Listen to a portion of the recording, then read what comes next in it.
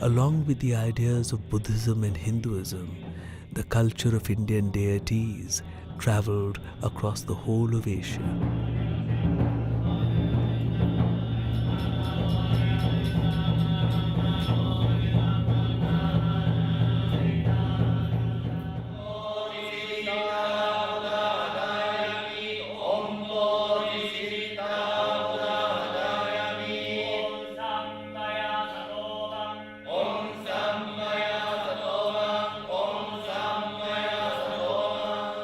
Very interestingly, more than 80% of Japanese gods are originally Indian gods.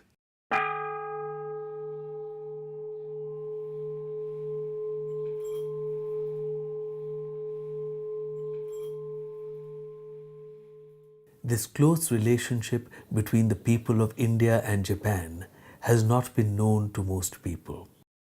Well-researched books on the subject are also not available. Most of Japanese don't know. For example, I live in Kichijoji, in the outskirts of Tokyo. This Kichijoji literally means Temple of Kisho goddess. And Kisho is originally Lakshmi. So thus, I came from Lakshmi town. This should be recognized by Japanese people, the bottom of Japanese culture. Indian culture is very strongly imprinted and developed in the Japanese way.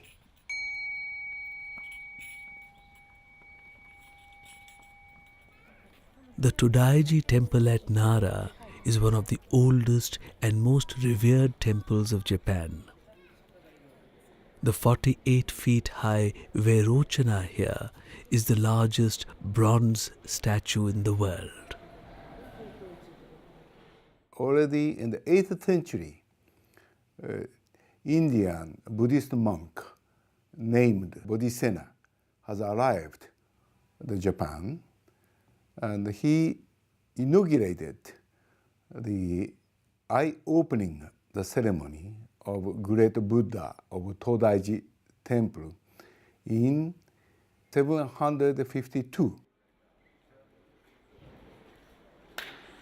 Bodhisena and Buddhasthira, they then went to a temple nearby Dayanji, where they started the teaching of Sanskrit in Japan for the first time.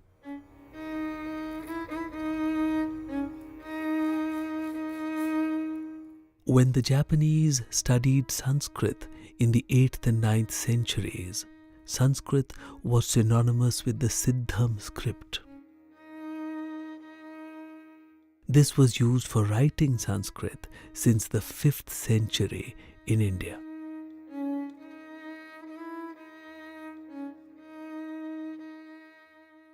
Thus, Japan and India was very closely connected.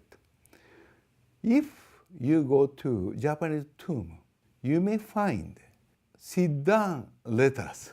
No Japanese can read these letters written on the tomb timber. And again in Japan, there is a Koya-san temples. In these Koya-san temples, they have still sit-down Sanskrit the school. Many monks are learning this Sanskrit, but the Sanskrit is sit-down letters. So perhaps Japan is a time capsule of Indian culture. Already in India disappeared.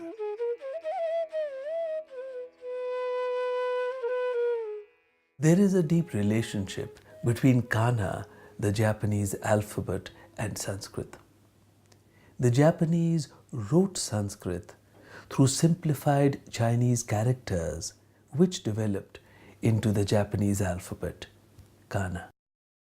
And this Japanese, the alphabet pronounced A, I, U, E, O, like Sanskrit, exactly as the Sanskrit. In Japan, they also use the Indian letters for writing of sacred syllables or bijaksharas, which have the power of mantras.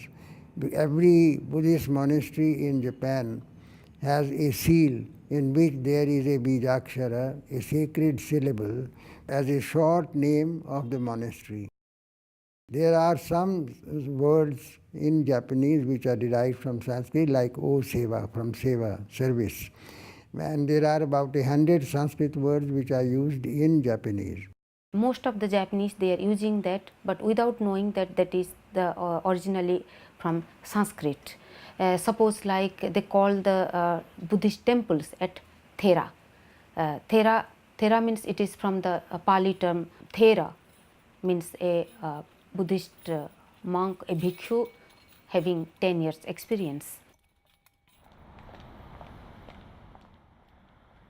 In the words of His Excellency Mr. Yasukuni Enoki, as I come from the Japanese Lakshmi town, it is no great surprise to me to find that Japanese life is full of so many Hindu deities. Japanese people are unaware of their origins. One of the most revered deities of Japan is Saraswati. There are scores of shrines built to her. In many ways, the original concept of Saraswati and her association with the natural order and good fortune are very well preserved in Japan. She is often visualized as a sacred body of water.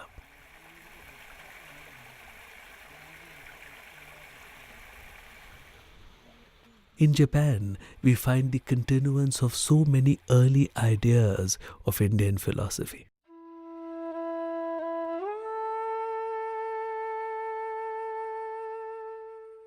The annals of the Todaiji temple mention that the celebration of the worship of Lakshmi and Saraswati was held for the first time in this temple in 722 AD.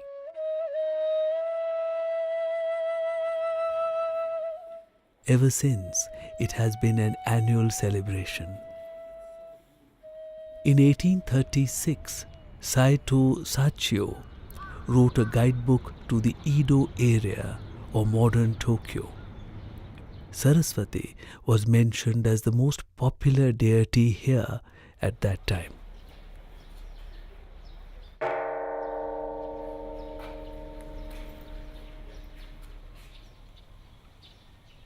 In 1934, Lady Chiben Sonyo felt that she had become an incarnation of Saraswati.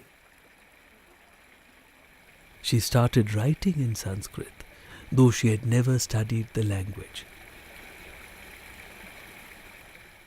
She founded the Benten Shu Saraswati sect. This sect holds water as divine, as it is the abode of Saraswati.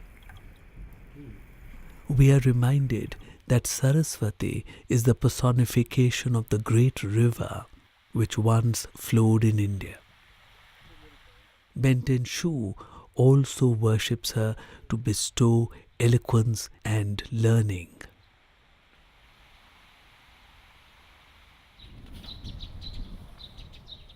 Worship of Lakshmi was done to ensure the peace of the land, wind and rain in good season, good harvests, joy of the people, and the good of all sentient beings.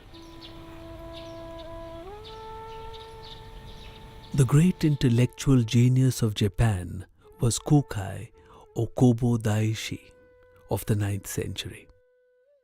He learnt the Sanskrit script from the Kashmiri Acharya Prajna.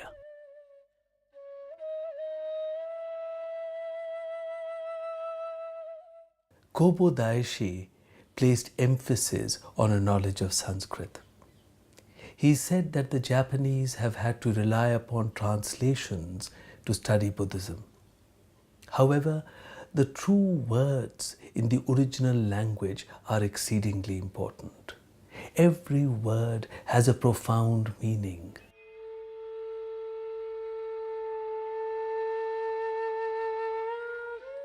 でその時の神に拝む The Japanese people use Sanskrit when they pray. Suppose in Sanskrit they say, Om Saraswati Swaha. In Japanese it becomes Om Saraswati Ke Swaka. オンサラスバテイエイソアカというその礼拝の仕方も In Japan, they are preserving the old Indian tradition because they are following the ancient scriptures. They are also doing the puja and the mudras as well as the sadhana. ムドラーですねムドラーもしてねそして There is nothing called Japanese or Japanese elements in these.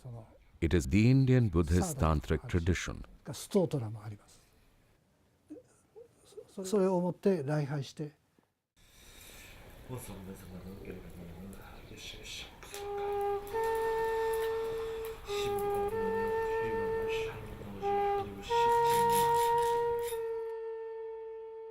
The Vajrayana Buddhist traditions of Japan trace their knowledge back to India, to Nagarjuna and other great acharyas of the Nalanda University.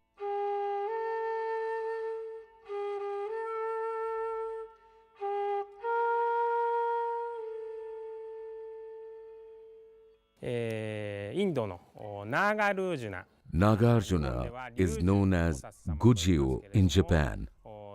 Without his teaching, the Buddhism of the Great Vehicle would not have existed.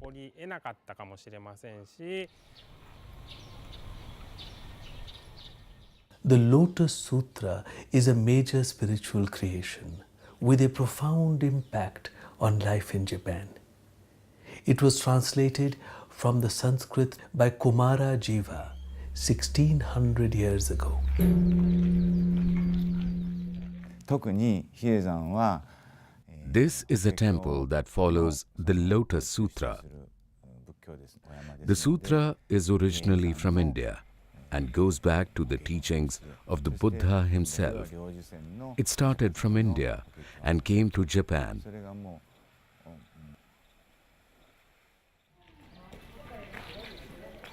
A temple is dedicated to the deity Indra in the Shibamata area of Tokyo. It is a most important Indra shrine today. 長栄山大教寺のご本尊でありまして This temple has 200,000 visitors on the new year alone. There would be about 2 million visitors every year. 1629年 Varuna has been worshipped in many temples in Japan to prevent droughts, typhoons and floods which occur often in Japan. A shrine was dedicated to Varuna in the Fudodo Sanctuary in Tokyo in 1836. The temple also has a representation of Kamadeva. He is worshipped by many young couples. There are many temples dedicated to Yama in Japan.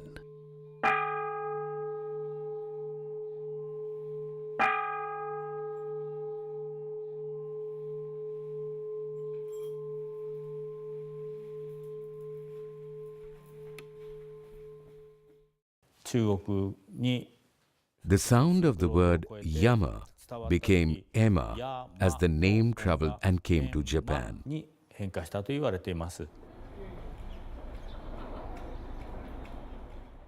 is the most ancient temple to Lord Ganesha which has been in use for the last 1,000 years.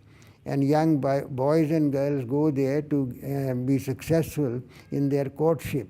The merchants go there to gain success in their business. The oldest which has been continuously in worship for the last 1,000 years. And I don't think anywhere in the world we have a temple to Lord Ganesha who has been there in constant worship for the last millennium.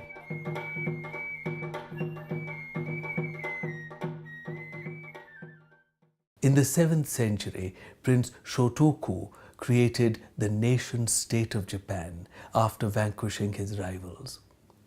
He took the term Tenno for emperor from Sanskrit texts. And at the same time, he also wrote down a constitution for his country in 17 articles. Article 3 of the constitution clearly points out that the constitution is being based on the three Ratna, the Buddha, the Dharma and the Sangha. This is the first Asian constitution ever written. Important point is that its consecration was done with a Sanskrit text which is called the Ushnisha Vijaya Dharani. The Sanskrit manuscript used for the consecration of the constitution would have been obtained from the Hindu kingdom of Champa in Vietnam.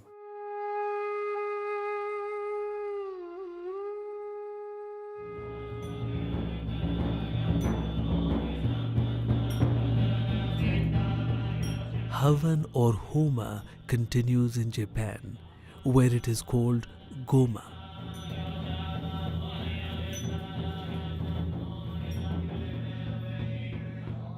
Goma in the Shingon and Tendai Buddhist sects of Japan has striking parallels with early Hindu rites of Agni worship. There are also deep similarities with the later Tantric tradition.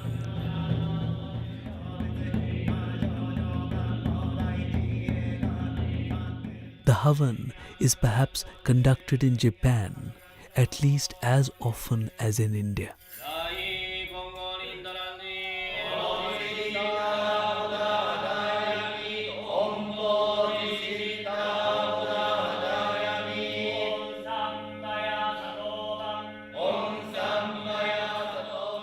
The Tantric Shingon school of Japan sings Sanskrit hymns.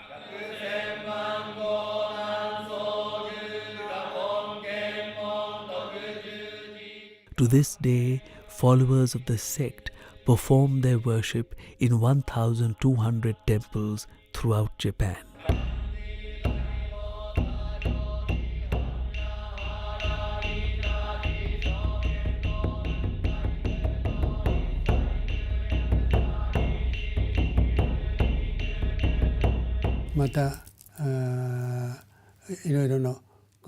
Esoteric Buddhism is from India, and the big philosophy of the universe is, of course, from India.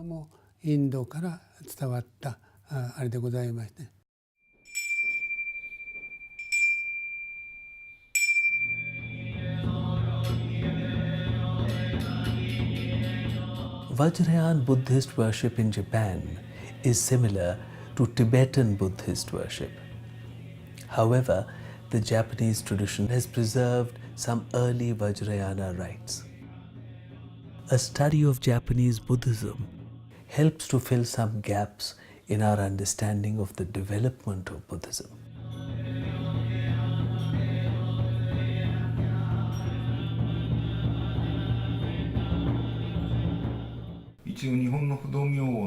There are 4 types of Shingon mantras or Fudo-myu in Japan. These are the mantras used in Japan which are not in the Japanese language. They are taken from the Sanskrit language of India. In Sanskrit, Fudo is called Achalanatha. He seems to have his origin in the Hindu deity Shiva. The Myu is called Vidya Raja in Sanskrit. Here, it can be safely stated that Fudo-myu has his origin in the Hindu deities of India.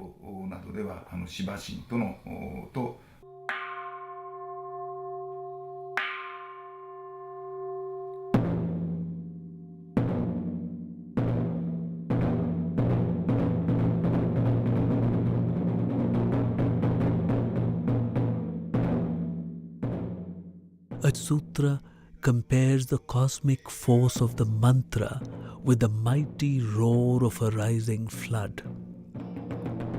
The mantras were transcribed into ideograms, and to conserve their full power, they were also written in Siddham. Indian letters to a Japanese are sacred and stand for divine beings. To this day, the Japanese write mantras in Siddham.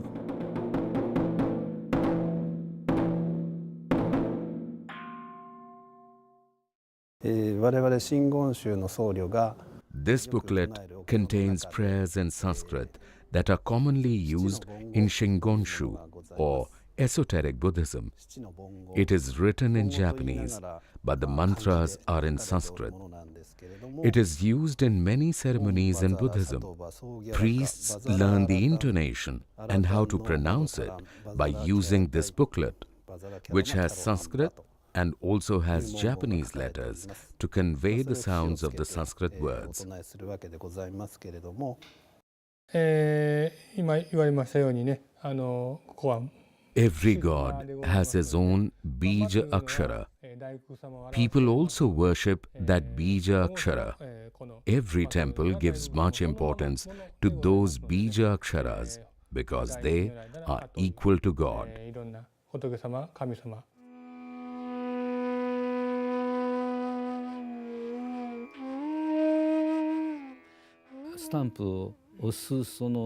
Visitors bring an album. We call it Shinchin. The visitors go to various temples and collect these Siddham stamps in the albums. These albums are like holy books for the people.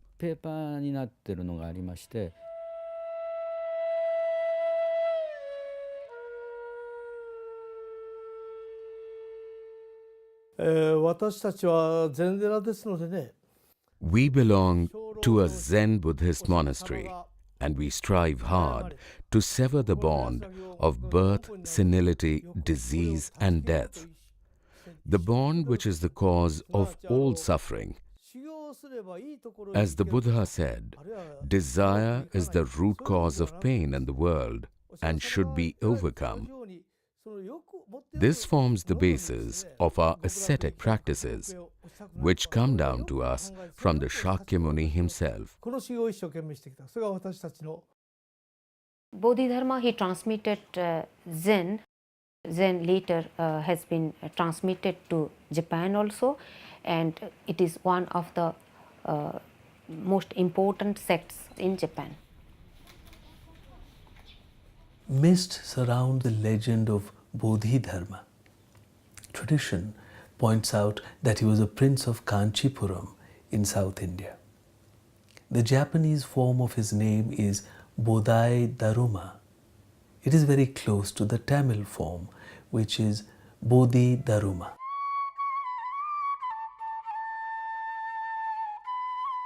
Zen was introduced in the 6th century. It was a wordless tradition, directly pointing to the human mind and the perception of one's true nature. Zen was taken to Japan in the 12th century by Isai.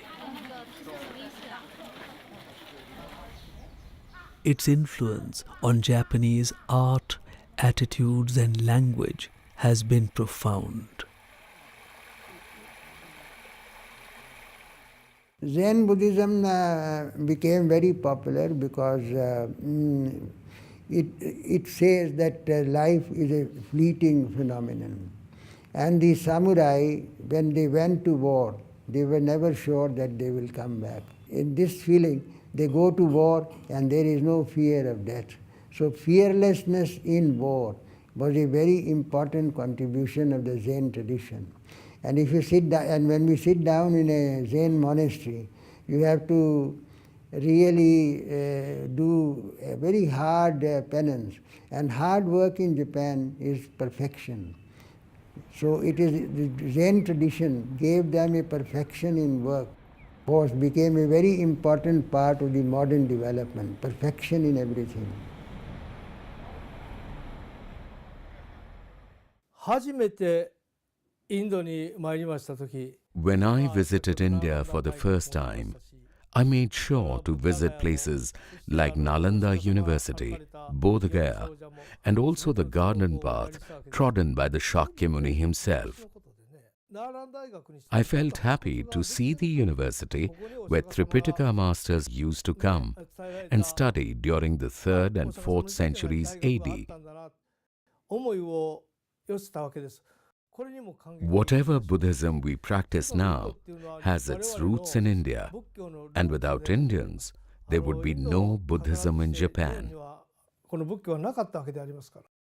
インドでも日本でも So many deities are common in India and Japan, and people are worshipping them in both the countries. 共通しているということはまさしく The hearts of the Indian people and the Japanese people have the same base. つながっている一つの証ではないかと思います。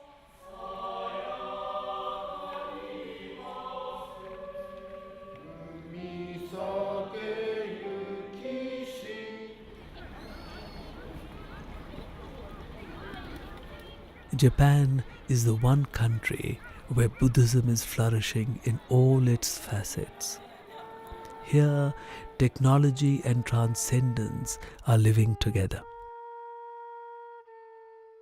The deep-rooted spirit of Buddha's teachings energize the Japanese people. Buddhist temples are numerous, and vast numbers of people visit them every day.